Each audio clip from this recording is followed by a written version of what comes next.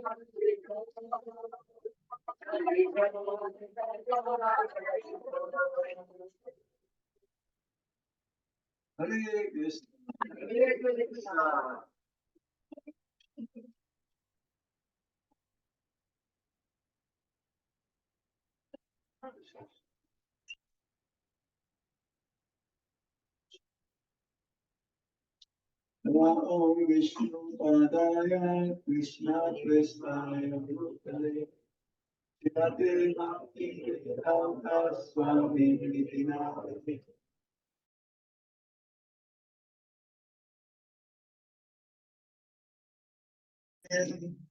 Nirviseja Sunyavadi Vedavasya Yadi Satani Om Jnana Dinakasya Yana Shalakaya Chakshurun Militam Yena Tasmai Shri Gurave Namaha Sri Chaitanya Manovistam Stapitam Yena Bhutale Swayam Rupa Kadamayam Isakadam Ekam Vandeham Shri Malam Shri Guru Vaishnavamscha Shri Rupam Sagrajatam Sahagana Raghunathan Vitam Tam Sajivam Sadvaitam Sarvadutam Parijana Sahitam Krishna Chaitanya Devam Sri Radha Krishna Padam Sahaganita Sri Sakatitamsta He Krishna Karuna Sindhu Dinabandhu Jagatpate Gopesha Gopika Kanta Nakanta Namaste Saptakajana Gaurangi Radhe Vrindavaneshwari Vishabhanu Sute Devi Pranamami Hari Priye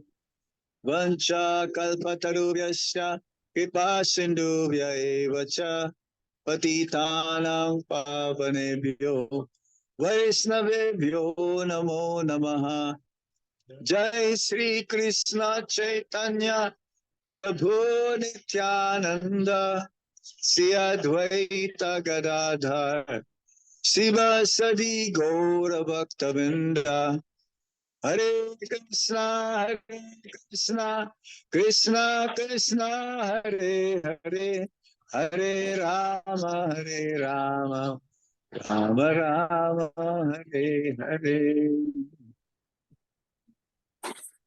Nana Sastra Vicharanaika Nipuno Sadharma Samstapako Lokanang Hitakarino Tribhuvane Manya Saranya Karo Vande Rupa Sanatana Raghuyugo Si Jiva Gopalako Hare Krishna. Happy to be back in Avatari Desh or Abu Dhabi.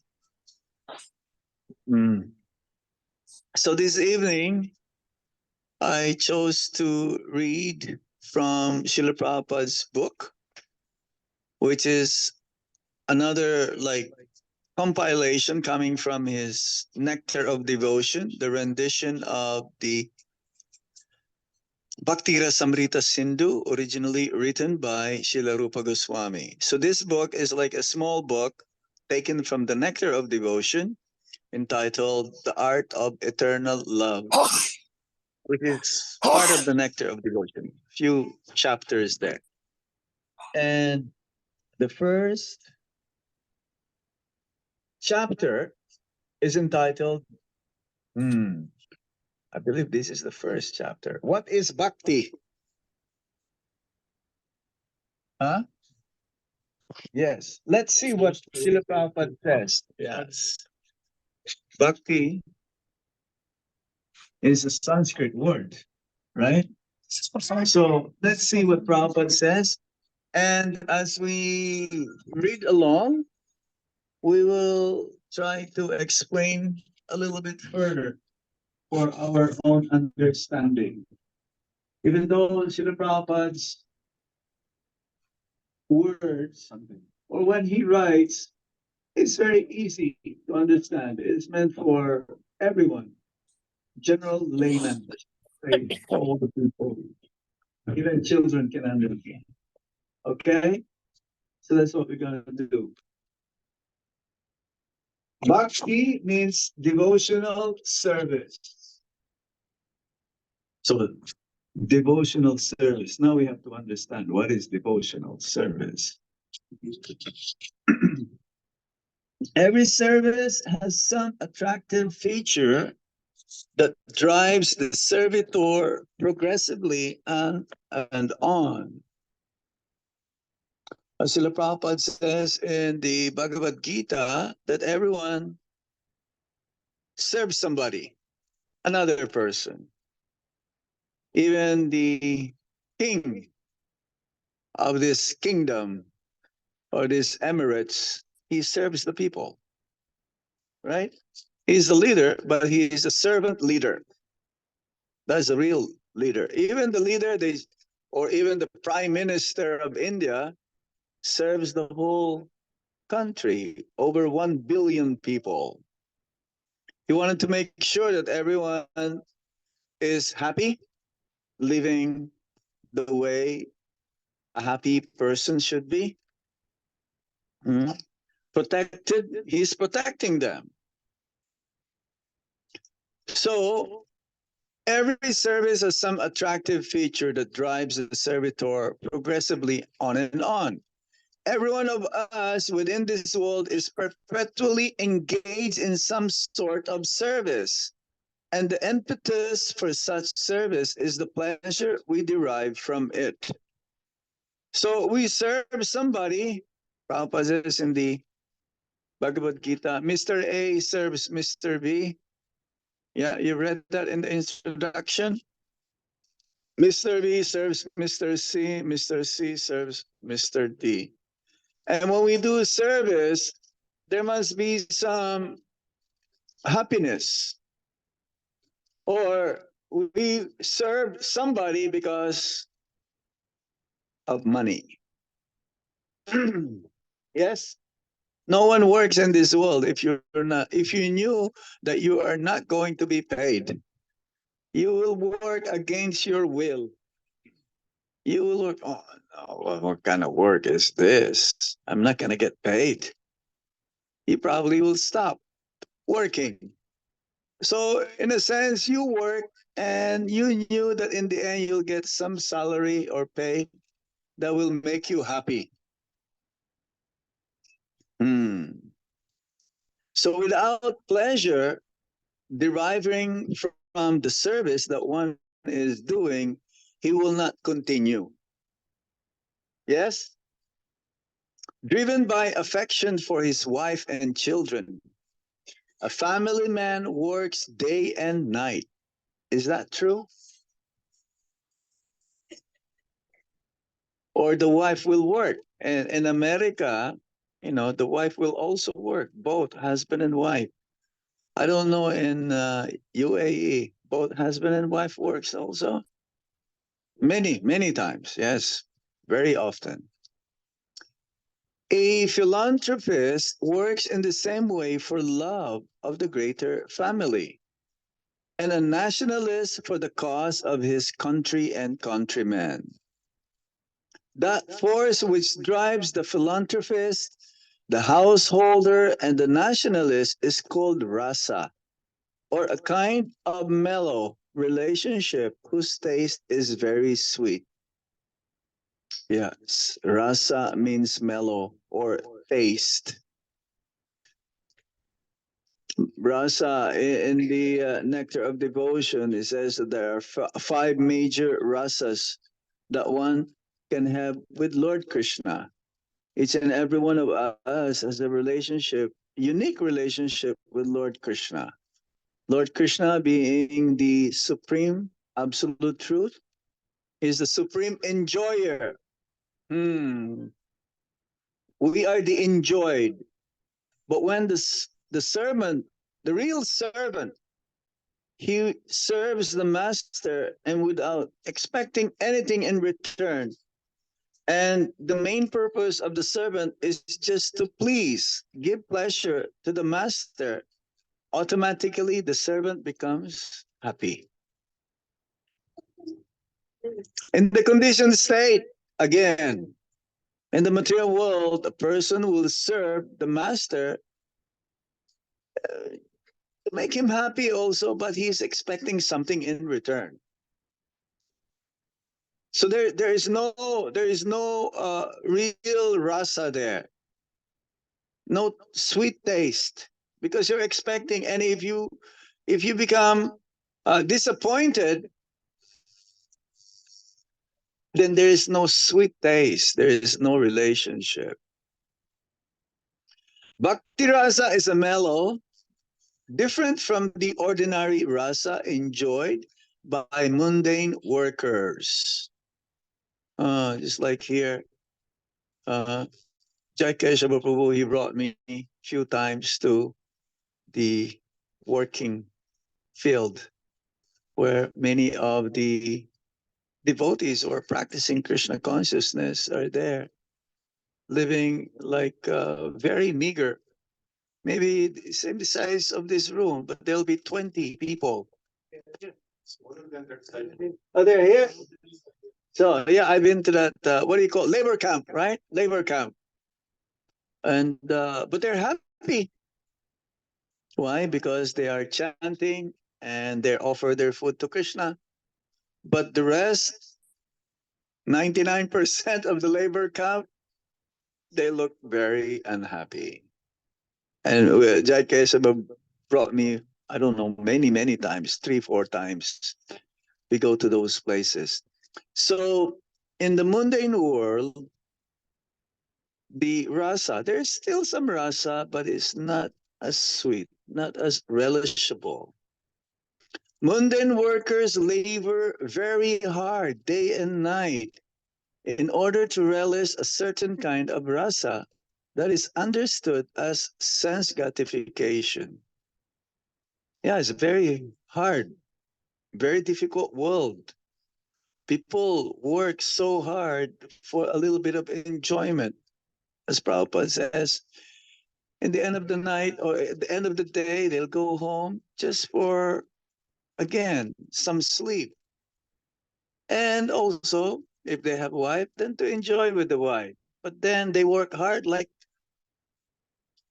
a horse the whole day for a little bit of enjoyment. Even the most richest person in the world, how many chapatis can he eat? Huh? And a poor person, how many chapatis he can eat? Same. They may be sleeping in a different comfort cot or bed. One is sleeping in a very hard surface, and one is sleeping in a like a water bed. Well, when you're asleep, you're asleep. You don't even know whether you're sleeping in a water bed or not. And they cannot even sleep. Huh? They have to take pills to sleep, and they have to take something to make them to have them be awake when they wake up. But a devotee of the Lord, no, it's different. They sleep very nicely. They dream of Krishna. They get up early in the morning, 4 o'clock, hmm, before sunrise, and they're so happy during the whole day, engaged even in, let's say, they have a job, but they have a different, as Prabhupada will say, two kinds of personality, a devotee and non-devotee. They will work, they will go to work, same job, but the consciousness is different. The non-devotee is dragging himself. Oh no, it's Monday again after the weekends. I have to drag myself. But a devotee, he knows because he gives the fruit. He offers the fruits of his activities towards Lord Krishna. When he gets a salary, he maintains his family, and the rest give to Krishna. So his activities are very relishable. The relish or taste of the mundane rasa does not long endure. And therefore, mundane workers are always apt to change their position of enjoyment. Yes, an ordinary worker is not satisfied with what he is doing. So he's always looking for a better job. Yeah? He's always looking for high salary. He's always looking for a better position. But a simple devotee can work just for him to enable for him to have the two ends meet. Let's say an example of Kolavecha Sridhar. Kolavecha Sridhar, he he was one of the eternal associates of Lord Chaitanya Mahaprabhu. And his business is to sell banana products, banana leaves, banana trunks, banana flowers, banana leaf, everything about bananas. And every day, Nimai, young boy, will come and he will always barter. He will always huggle the price. And the price of the banana products from Kolavecha Sridhar is already very cheap. And he will even put it more lower down. And Lord Chaitanya Mahaprabhu says, if you don't give me the price for the price that I'm asking for, I'm gonna take it and I'm gonna go run away. And whatever profit that he will make by the end of the day, 50% of that he will give for the puja of Ganga.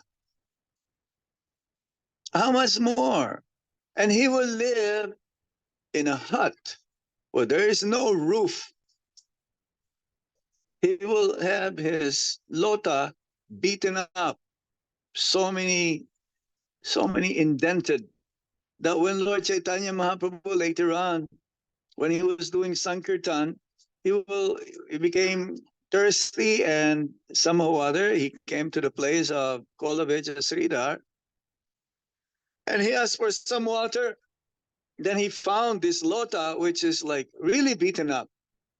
You know, metal lota, you have metal lota in India, right? If you drop it, it'll be dented.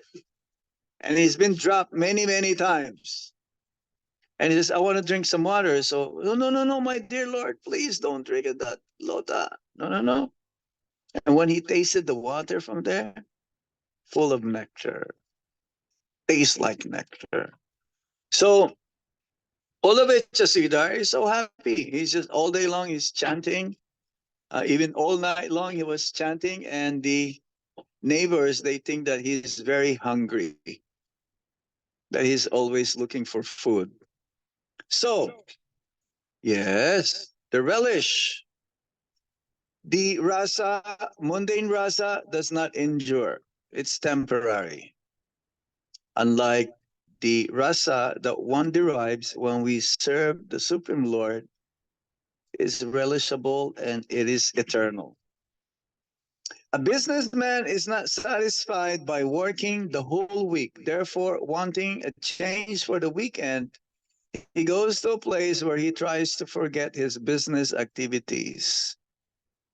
Devotees, do they have holidays? Every day is holy day, not holiday, holy day. There's no such thing as a weekend where you want to enjoy, right? Every day is enjoyable for the devotees. I know some of you will be going to India. That's a different thing. Going to India for a pilgrimage, especially in the holy Dham, Shivrindavan Dham, will boost your spiritual batteries. Because when you live in cities like Dubai or Abu Dhabi or any place here in UAE, the spiritual energy is actually being sucked up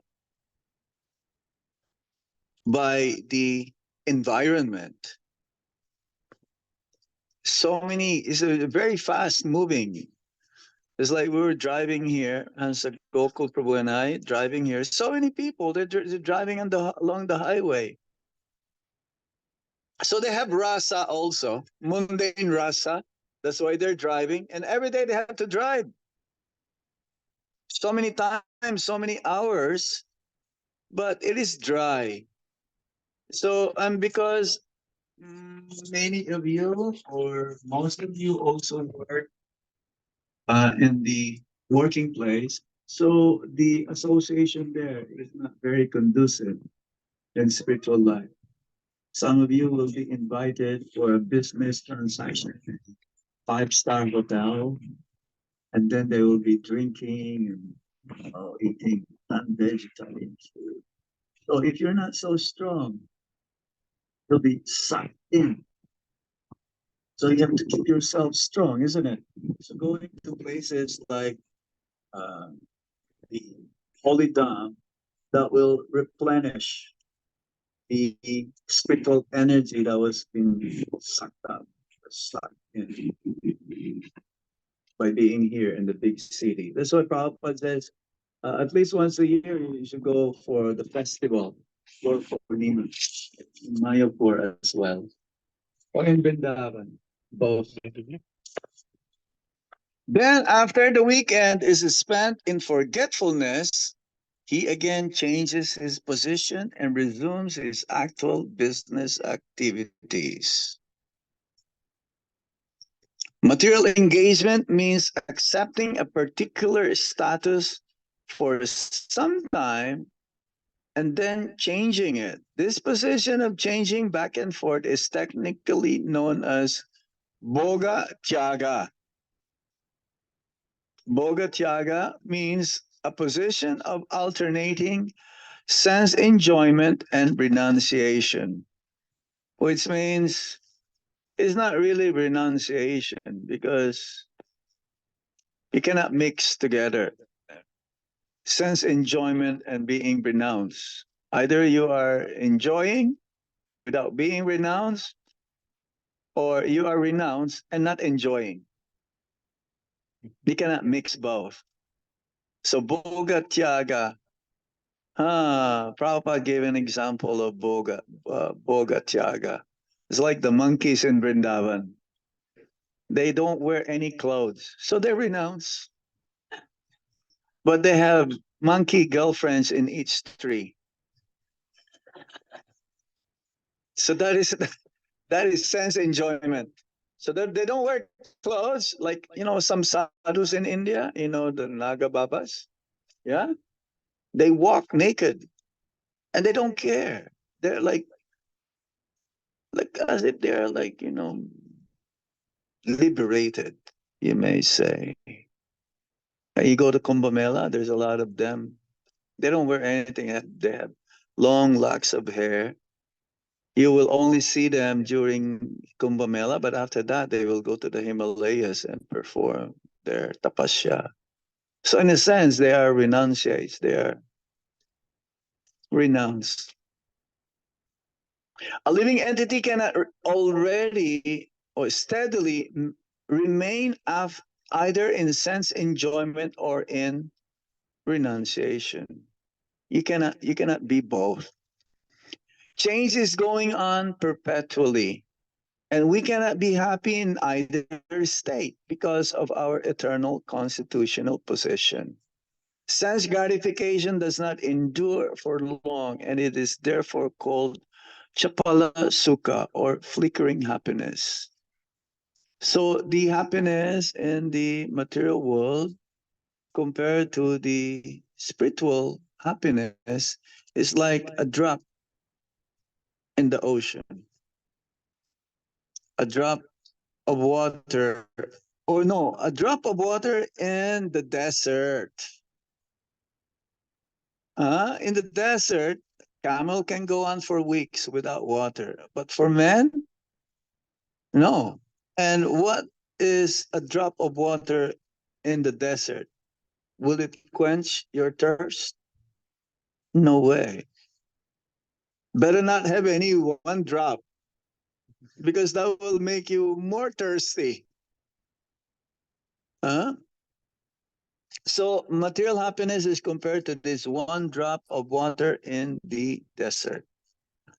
Real happiness when you're in the desert is when you see an oasis, but it's very rare to see a body of water in the desert. Sense gratification does not endure. Chapala sukha, flickering happiness. So the material world, the happiness is flickering. Being in the material world, the living entity sometimes goes up in the heavenly planets and then goes down, go up and down. For example, an ordinary family man who works very hard day and night and is successful in giving comforts to the members of his family, thereby relishes a kind of mellows. But his whole advancement of material happiness immediately terminates along with his body as soon as his life is over. Death is therefore taken as the representative of God for the atheistic class of men. The devotee realizes the presence of God by devotional service, whereas the atheist realizes the presence of God in the shape of death. For the devotee, there is no death. Death means it's like long sleep.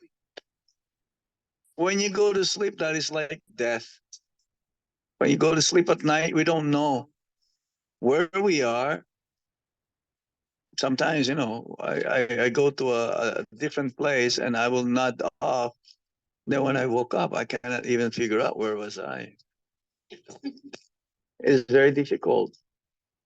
So that is like a long sleep. And at death, we change our body. The body will not function anymore. It's like an old car. The motor is finished.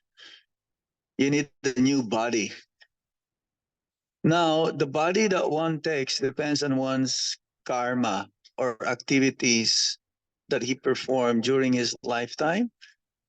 The next body is determined also what one is thinking at the time of death.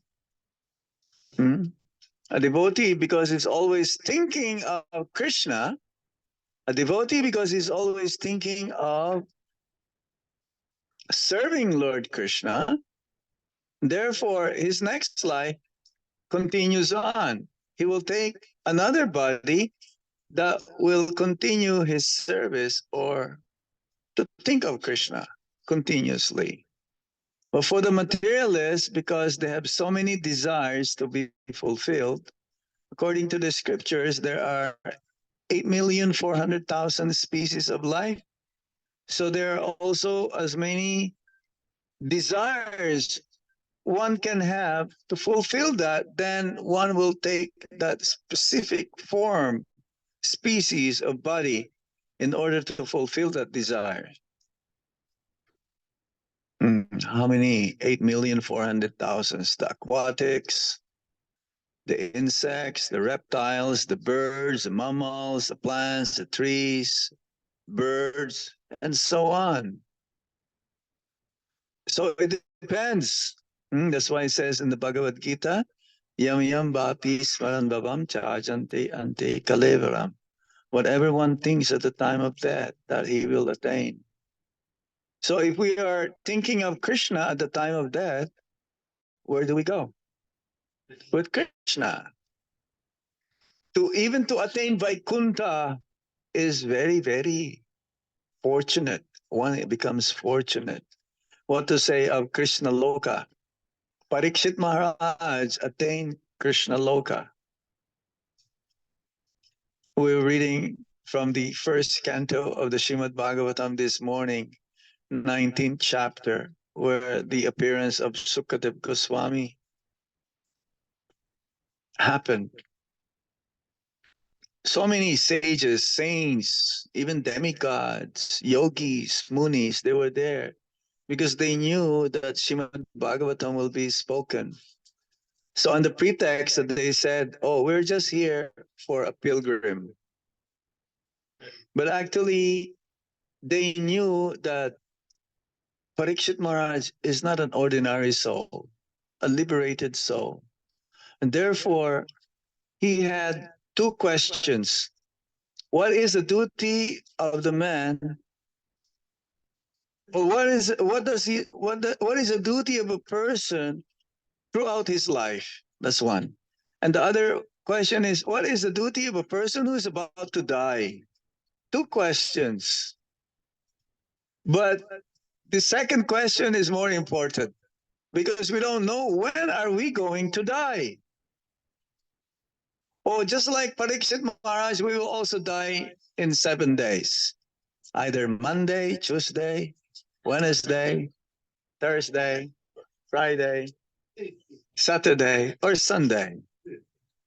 We don't know which day, right? And we don't know because each and every one of us has a certain quota of breathing in and out of air. We may die even after stepping out from this building.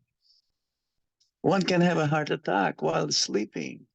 One will not wake up anymore. Is it certain that you're going to live for another 10 years more? Can you guarantee that? How about 10 days or 10 minutes? No, no one knows because time I am the destructor or the destroyer of everything, the representative of Lord Krishna. So, but for the devotee, there is no death. Because when he changes his body, if he's always engaged favorably in the loving service towards the Supreme Lord or his devotees, then there is no death for him. He lives forever. He just changed his body. Next life, and then he continues to serve the Supreme Lord. But for the non devotees, that's why the most fearful moment in our life is death. For the non devotees, they don't know what they are going to be next life. That's why at the time of death, they will pass stool and urine because they will see also the Yamadutas, the agents of Lord Yamaraj, superintendent of death. And for the devotees, they will be.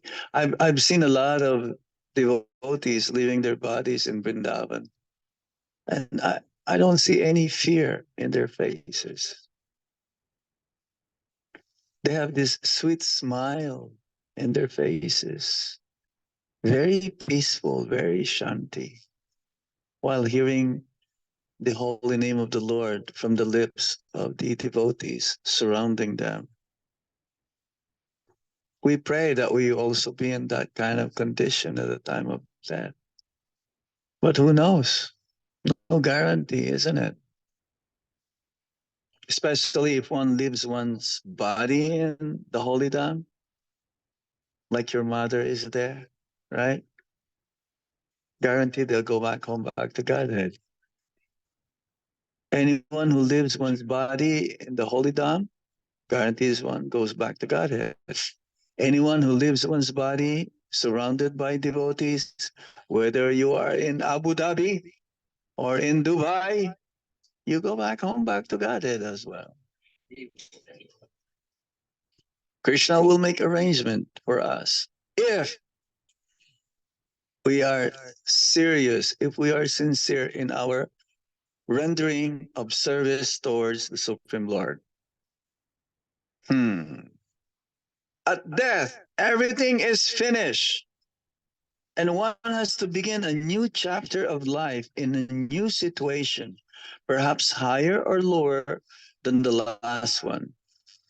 In any field of activity, political, social, national, or international, the result of our actions will be finished with the end of life. That is sure. Bhakti rasa, however, the mellow relish in the transcendental loving service of the Lord, does not finish with the end of life. It's eternal. Prabhupada says, if one whose efforts and trying to serve the Supreme Lord not become 100% fulfilled at the time of death, whatever percentage he acquired, he will continue on next life. If one finish up to, let's say, 10% in this lifetime, because it is rare for one to fulfill the goal, the real goal of life, which is to go back home, back to Godhead. One has to really work hard for that. It doesn't come so easy. So if one finishes, let's say, 10%, Prabhupada says next life he will start in 11%. This is guaranteed by Srila Prabhupada. But Prabhupada says even if one is 80% surrendered to Lord Krishna, he'll make sure, Prabhupada, he says, I'll make sure that that person also will go back home, back to Godhead. Lord Krishna is asking 100%, but Prabhupada gave us a discount. But you know what is 80%? That is also 100%. Even to be 50% to surrender to Krishna is a lot. Most of us are in 49%. So, so to be at least 50 or 51% surrender to Krishna, that is very, very rare. Hmm? But Krishna is very merciful through his devotees, especially Srila Prabhupada. So it continues perpetually and is therefore called Amrita. Amrita, that which does not die but exists eternally. It's like Kumbh Mela again. There's a certain time, the constellation of the sky, the planets will be aligned at a certain location, and specific moment, there's Amrita will be flowing from the sky, and it'll be dropped right there in the confluence of Ganga, Yamuna, and Sarasvati. So anyone who will take bath at that moment and that confluence of Ganga, Yamuna, and Sarasvati will be liberated. But every day, if you chant Hare Krishna Maha Mantra, offer your food to Krishna, read Srimad Bhagavatam, and tell someone a little bit about Krishna, every day you are also tasting Amrita. You don't have to go to Kumbh Mela. And this year there is a Kumbh Mela again. So there's a Kumbh Mela every 12 years, Maha Kumbh Mela. There's Arda every 6 years. But there is this Maha Kumbh Mela every 144 years. Now we don't have that lifespan of 144 years. Life is short, so we have to be very, very serious in our execution of bhakti. This is confirmed in all Vedic literatures. The Bhagavad Gita says that a little advancement in bhakti rasa can save the devotee from the greatest danger, that of missing the opportunity to be a human being in the next life. So that is the greatest danger, to miss this opportunity. This human form of life is meant for self-realization. It is meant, is the best vehicle by which one can cross over the ocean of material sufferings and miseries. In the dog's life, the cat's life, the pig's life, it is very difficult for them to be Krishna conscious unless they live in a devotee family house, because they'll be given some Mahaprasad and they will also hear the holy name of the Lord. Even Bhaktivinoda Thakur says, I don't mind taking birth as a dog in a house of Vaishnava. Huh? Because in the house of Vaishnava, that's it. There's always constant hearing and chanting the holy name of the Lord. They eat only Krishna Prasad. Mm-hmm.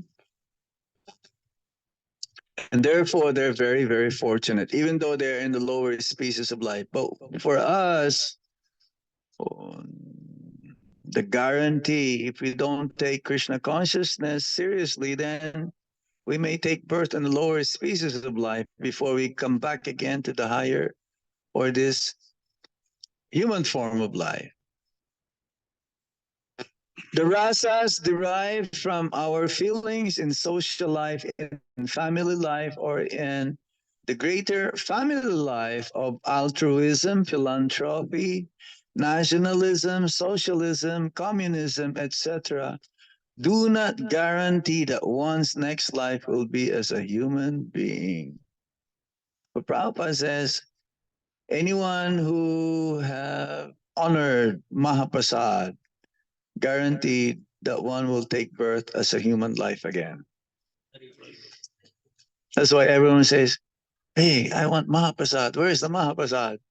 Whenever you go to Krishna Balaram Mandir, we sell. Prabhupada says, in Krishna Balaram Mandir, Mahaprasad should be sold. In other temples, they don't sell, but you have to find the pujaris. They'll give you the Mahaprasad. Krishna Balaram is special, especially this burfi, solid milk product, is more precious than gold. You don't have to sonak, was that gold market? Yes. We prepare our next life by our actual activities in the present life. Hmm. A living entity is offered a particular type of body as a result of his action in the present body. These activities are taken into account by a superior authority known as Daiva. Daiva karma Daiva Nitrena. Our next life depends on our activities in the present life. Remember this. This Daiva is explained in the Bhagavad Gita as the prime cause of everything. And in the Srimad Bhagavatam, it is stated that a man takes his next body by Daivinetrena, which means by the supervision of the authority of the Supreme. Daiva means divine, destiny. Our destiny is determined by our activities. There is a supervisor.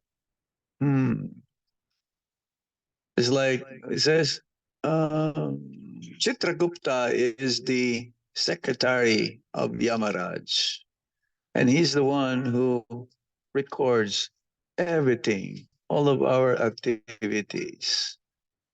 And in the life of Jagai and Madai, the computer crashed because they performed so much sinful activities. But by the mercy of Lord Nityananda Prabhu, they were saved. So our only saving grace are the eternal brothers, Lord Nityananda and Lord Chaitanya Mahaprabhu. In an ordinary sense, Daiva is explained as destiny. Daiva supervision gives us a body selected from 8,400,000 forms. The choice does not depend on our selection, but is awarded to us according to our destiny. One cannot choose to have a body or take birth in a Birla family or a Tata family or in the family of Elon Musk. No, we cannot choose that, oh, I want to be one of the sons of the king of Saudi Arabia or the Middle East. No, it's not. We cannot choose this. Tit for tat is what they say. What goes round comes around. This is what you call karma. If one is always thinking of money, then more likely he'll become a businessman again next life. But what is fun about that? There's nothing. Nothing.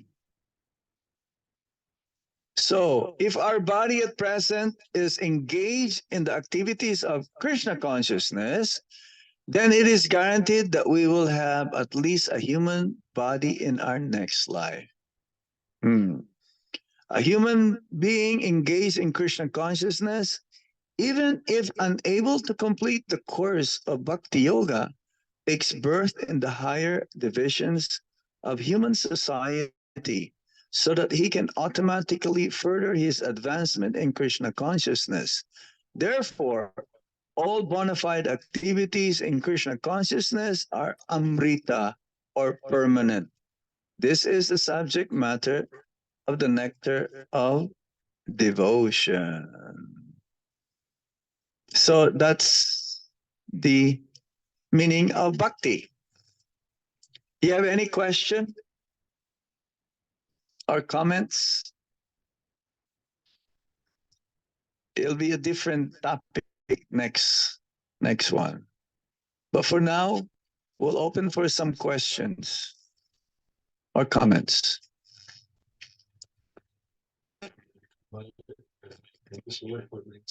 Yes. Like practicing devotional service.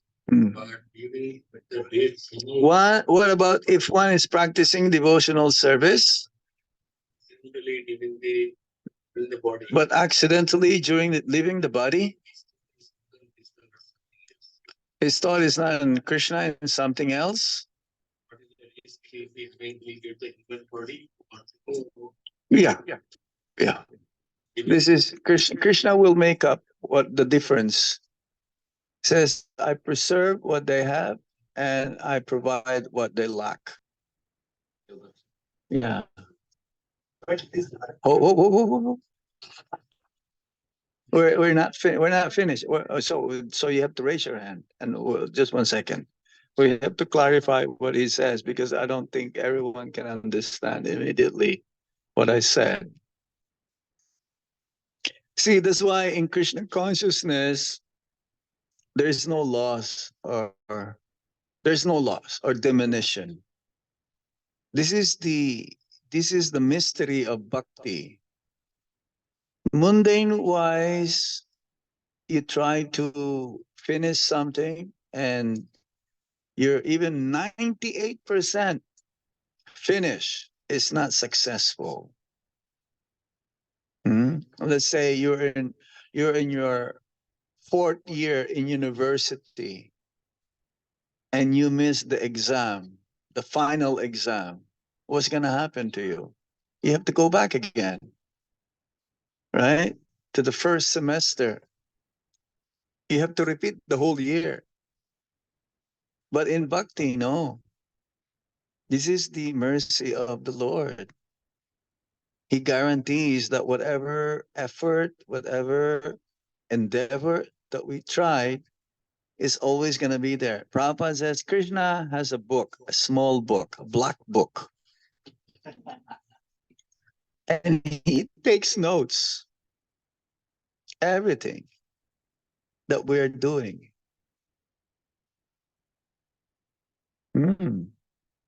So don't worry because it is rare. It is possible to go back to Godhead in one lifetime, but it is rare. Sudurlava, very rare. We really have to work hard. We cannot take it easy. We cannot take it easy. We cannot be like two pointed.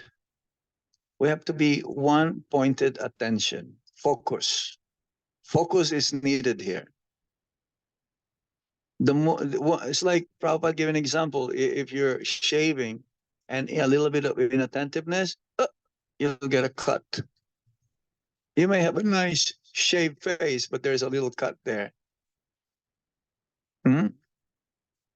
So in bhakti, every endeavor that we perform, see, it's not what you do. It is what is your motive. What is your interest? That counts. It's not how big you give to Krishna. Look at the wife of Vidura. She gave Krishna banana peel. And Krishna accepted the banana peel. He says, oh, this is very nice. Look at Sudama Vipra. He gave Krishna few chips, poha, right? Chip rice, poha, right? And he accepted it so lovingly. Look at the fruit vendor. Krishna, because he sees in those days, there's no currency. There's no dirhams in those days, right? But whenever he sees that there are some people coming and having their wares, Mother Yasoda or Nanda Maharaj will give some grains in exchange. So he went, he took some, But because his hand is so small, and in between, some of the grains also spilled, fall from there. And whatever is left there, he gave to the fruit vendor. And the fruit vendor, because she was attracted to Krishna, she gave everything to Krishna. What did she get in return? So much. Yeah. So there are many examples like this. There is no loss. Okay. So now, but but means what? Bharat Maharaj. Yeah, he became attracted. He was in the Bhava Bhakti. There are three types of bhakti: sadhana bhakti, Bhava Bhakti, and prema bhakti. In sadhana bhakti, there is the Raganuga Bhakti. Vaidhi sadhana, Raganuga Bhakti. Bharat Maharaj is in the Bhava Bhakti. Bhava Bhakti means the preliminary stage. It's like before the sun rises, you'll see the horizon becomes so bright, but you don't see the sun yet. Yeah. So, yeah, one can be diverted if one is inattentive. So it took him 3 lifetimes before he attained going back to Godhead. Bhakti Siddhanta Saraswati Thakur also says minimum 3 lifetimes before one goes back home back to Godhead. When you chant, the first is what? Nama Aparad, then Nama Bhas, then Sudanam.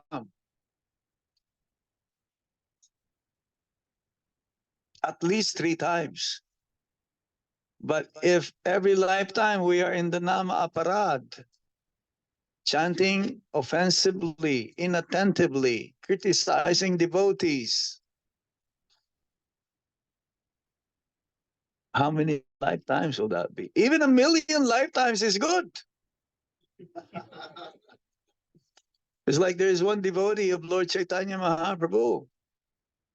He was like outcast. But then Lord Chaitanya Mahaprabhu gave him, says, okay, 1,000,000 lifetimes. So he started to start jumping up and down. Huh? So it is rare, but it is possible. It is difficult, but it is not impossible to attain it in one lifetime. Prabhupada was asked, how long will it take for one to become Krishna conscious? In one moment. Yes. In one moment.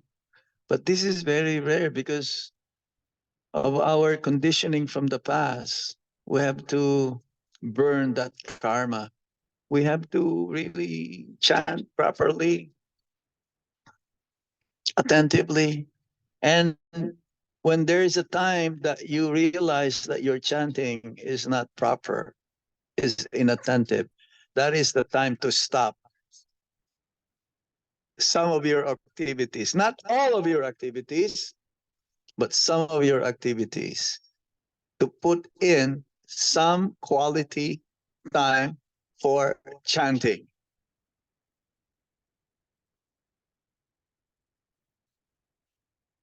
Yes?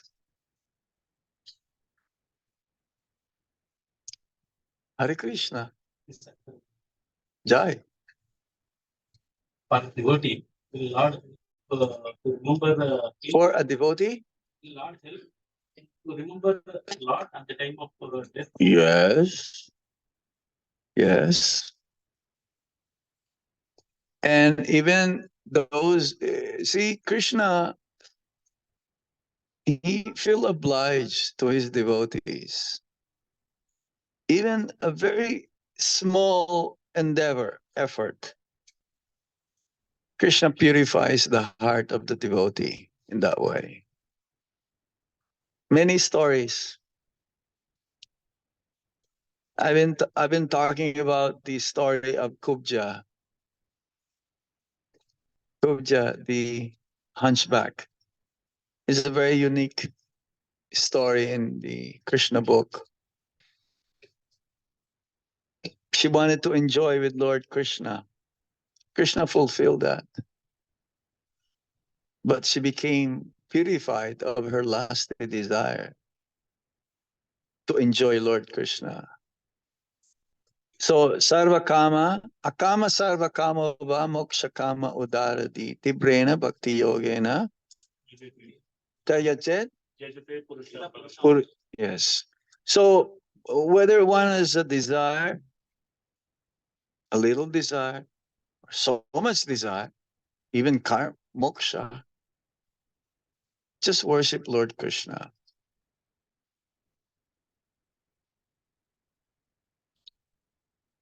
Anything that we do, it will not become successful if Krishna is not there. Just always remember this. Everything that we endeavor, everything that we plan, everything that we want to do, it will not become successful. Even materially, you will not become successful if you don't have Krishna.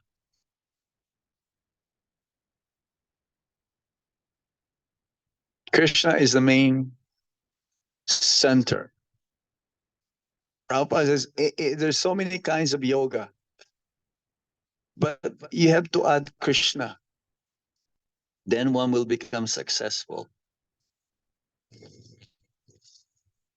Any other points, Matajis? All the boys are getting the points this time. Yes. Wonderful lecture and many points you have told, which are simple but reinstatement of the.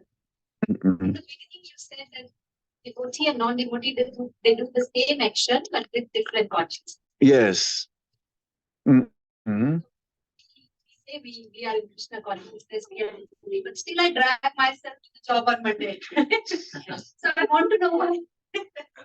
I want to go with enthusiasm, but after vacation, I'm dragging myself to office. It is your obligation. It is your duty to go. But your purpose is not the same as the other's purpose. The other's purpose to enjoy sense gratification, but they cannot. It's not possible. Actually, the more one tries to enjoy materially, the more one suffers. For a devotee, he is satisfied, he is content. But you have to go to work because that's the way how you'll be able to maintain your family, so to speak. So let's say you have enough savings that you'll be able to maintain your life for the rest of your life. Why do you have to keep working?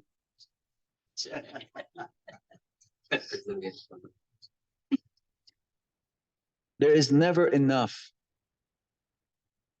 Even the billionaires, those who are like, how many billionaires? Not many in the world because that's a lot of money.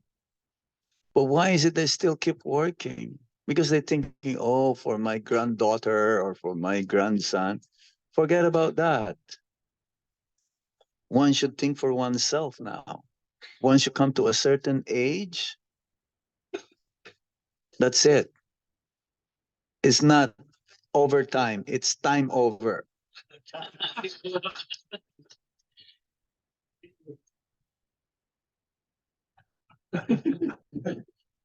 Yeah. So you want overtime, more overtime, so you get more money. But what is the use of that? Life is meant for self-realization, to understand my relationship with Lord Krishna. So children are already grown up, they're ready, let's say, finish school, college, they got their own job. You're not there to take care of their grandchildren or your grandchildren. Why you hang around to take care of your grandchildren? That's none of your business anymore. That is the business of your children. That doesn't mean you don't care. That doesn't mean you don't love them. But that is not part of your life anymore. You have to go on. Don't tell me I'm cruel. But that is the fact. That is the truth. Otherwise, it'll just keep you drag on and on. The greatest bondage in the material world is family life. The greatest bondage. That doesn't mean you don't love them, you don't care them. You give them Krishna consciousness. They don't want to take it, fine. What can you do? You have to go on. Hmm? Is that okay?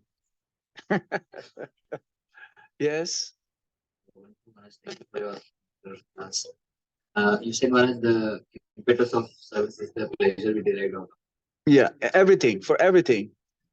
So how to develop that mood of service? Because once we do, we'll derive some pleasure. But to initiate that service or to develop that mood, You have to be humble.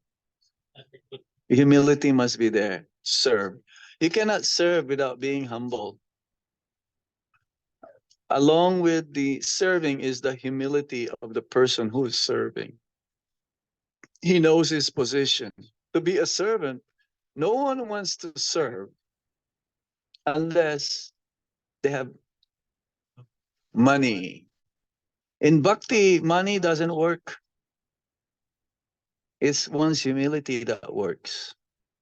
You know, the Sikhs, like in the Gurudwar, they have a long queue in the department where they serve in the shoe stall. Hmm? And it's all volunteer. Well, how come there's a long queue?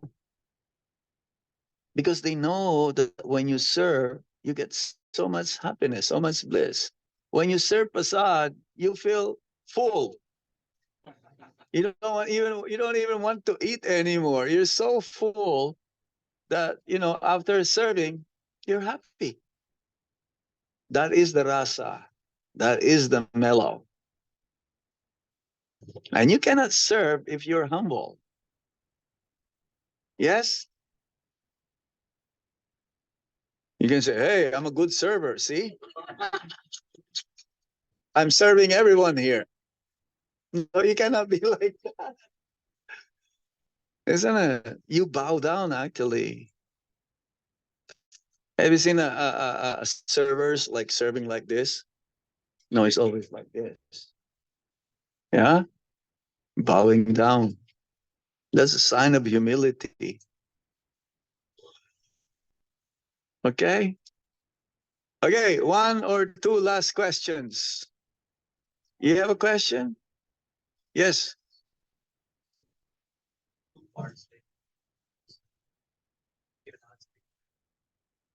There is a concept of karma yoga, wherein you see Krishna in each and everyone. So when you go to work, What is karma yoga? karma yoga is by actions, by means of actions that you service to mankind. It's a form of devotion. No, it's not. No, it's not. There is this misunderstanding. Service to man is service to God. No, it's not. Service to God means you serve everyone, but not serving everyone, you're serving God. Because the purpose when we serve everyone is for them to become Krishna conscious. Yeah? Like we distribute food, but it's not ordinary food. It's prasadam. It's offered from coming from the Supreme Lord. So they get purified. Not everyone who's serving food here in Abu Dhabi or in Dubai is prasad. No, They just want to, okay, oh, he's a homeless person. He's hungry. Okay, here's the food for you. But he'll become hungry again. It doesn't purify him by giving them. Okay, karma yoga means action in Krishna consciousness. There are 2 karma yoga chapters in the Bhagavad Gita. Yeah, action in Krishna consciousness. Yes? So that answers it. Yeah. No, there's so many philanthropical institutions in the world. This charity trust, that foundation, saving the whales. You know, what is that? Building hospitals, feeding the poor. Yeah, you know, saving the penguins. You know, it's not. It's mundane. Yeah, it's no Krishna consciousness there. We go to the wars, we feed the people, but then it's like feeding the soul. Yes. Okay. So we stop here now. Thank you all very much for your wonderful association. I hope to see you again some other time, like in the summer, hopefully. Srila Prabhupada K. Tagore Sitaran Premanande. Hare Krishna. People.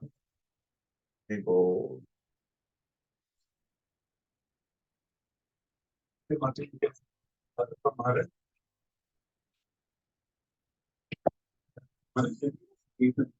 Sure. Your time. Do it your time. It's like,